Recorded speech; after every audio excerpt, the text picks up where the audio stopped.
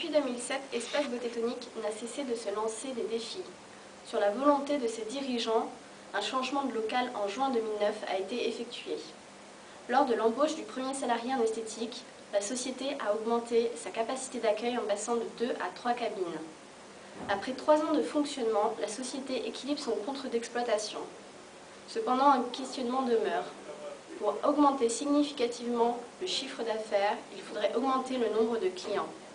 Ce qui amène plusieurs questions sur la notoriété, sur les clients dans le centre, sur le placement géographique, etc. Le dirigeant se pose alors une question globale sur la construction d'un grand centre. Comment envisager lors de la création? Après une phase de positionnement, d'investissement, puis de test du marché, vient la question d'un investissement important pour répondre à toutes les questions ci-dessous. Une des idées directrices du projet était d'associer la perte de poids avec une remise en mouvement physique, une aide esthétique et un accompagnement psychologique avec un soutien médical.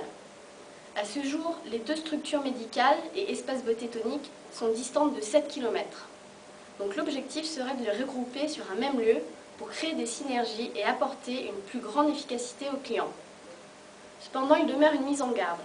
Les investissements en locaux et matériels sont très lourds avec une rentabilité relativement faible des prestations.